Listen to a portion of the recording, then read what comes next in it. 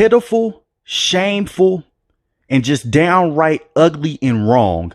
The Pittsburgh Steelers lost to the San Francisco 49ers 30-7.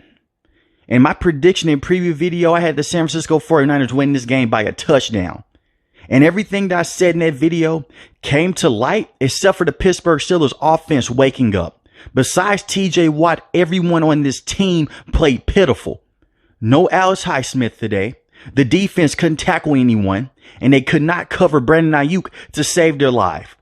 This is the same Pittsburgh Steelers from the first half of last season. They look completely the same.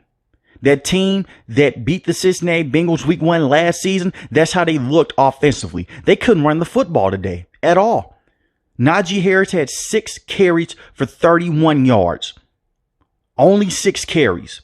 Kenny Pickett on the day was 31 for 46, 232 passing yards, 1 touchdown, and 2 interceptions, and he got sacked 5 times. This offensive line did terrible against this front of the San Francisco 49ers. And I don't want to hear, well, they were a team that was in the NFC Championship, all those things. No, because it was a lot of hype around this Pittsburgh Steelers team for them to at least come out and score multiple touchdowns, not just one. And the 1 touchdown they scored was one before halftime. They couldn't get anything going. Now, one of the interceptions Kenny Pickett did throw was a slip by Deontay Johnson, but he missed on a lot of throws today. I'm not going to just come on here and just make it seem like Kenny Pickett doesn't deserve any blame, because he does. The offensive line did play terrible, but when he had time in the pocket, he was still underthrowing and misthrowing wide receivers. Something that he didn't do much of last season, but he did a lot of in this game. And you know how I feel about Matt Canada if you've been listening to the channel for some time. I don't know why he is still on this coaching staff. Matt Canada is not a good offensive coordinator. I don't care what he did in the back half of last season. When you beat teams like the Indianapolis Colts and the Atlanta Falcons, and no disrespect to those fan bases, but those teams at the time were not particularly the best teams in the NFL. So when your offense go out there and get big chunk plays against those teams, that should happen when you have guys like Deontay Johnson, George Pickens, and Pat Freiermuth. Now, Deontay Johnson went down with a hamstring injury in this game, but it wouldn't have made much of a difference because the game was already completely out of hand. Going into halftime, this team could not do anything right. They look terrible. And you can say, well, this is an overreaction. They did the same thing last season, guys. For the first half of last season, they did the exact same thing. They look completely the same. The offensive system is the same. Matt Canada's out here making a rap song, run, run, pass. It's the same philosophy.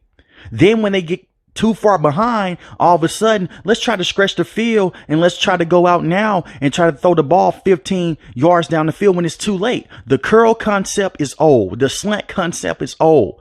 Running straight up the gut with Najee Harris, and when Jaylen Warren comes in, everyone knows that he's the running back that has the more juice with this team, and he's the more electric running back, so they know you're going to run a stretch or a sweep. It's the same broken offense, but they keep running it, and it's the offense that Mike Tomlin likes.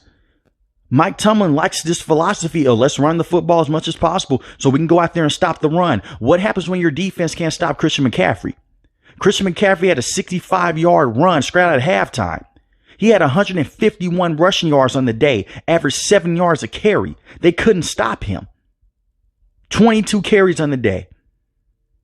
It is ridiculous. Those linebackers cannot cover in space against Christian McCaffrey. And they had a hell of a job covering Brandon Ayuk today, whether it was Patrick Peterson or even Levi Wallace. Why Levi Wallace is out there covering the number 1 wide receiver for this team will forever be beyond me. Levi Wallace is not a true number 1 corner in the NFL. I still think that Patrick Peterson has a lot of juice left in the tank. But when it comes to Levi Wallace, he should not be guarding him at all. If Patrick Peterson can't guard him in the red zone, why do you think Levi Wallace would have a chance out there to cover him? He's a guy that's very physical and is a very good route runner. And it was situations to where they ran an all-out blitz and Brandon Ayuk is wide open. The defense got scrambled today. They didn't know what to do. Besides TJ Watt, they couldn't pressure Brock Purdy.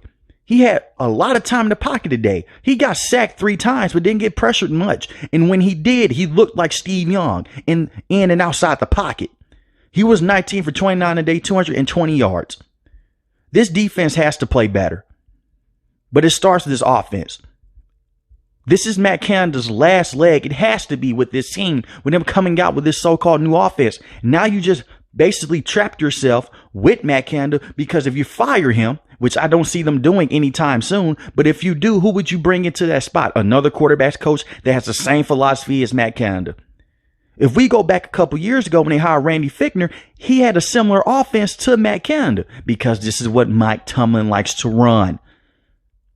Mike Tomlin also had a dumb challenge flag that was thrown this game with Brock Purdy.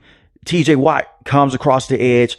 Brock Purdy fumbles the ball, but he's legit on top of the ball. It's behind his back. And Mike Tomlin challenges the play. Why are you challenging the play? It was just a dumb challenge. It didn't mean much, but at the same time, why are you challenging this? You're trying to halt momentum? It didn't work. Pitiful performance today. And usually I'm a guy, and I'm still high on Kenny Pickett. I still think that he could do some things later on in the season. It is one game. But he looked like a deer in headlights at times in this game, especially against the blitz. He was not comfortable inside the pocket, which is another reason why I said this offensive line needed reshuffling, which they did in the offseason, but it definitely needs more work and they need more reps together. But Kenny Pickett has to be better. He doesn't get the benefit of the doubt anymore. He's gotten a full offseason with these guys, full first team reps, and you're going to be playing the Cleveland Browns next week with another hellacious front seven. He has to play better.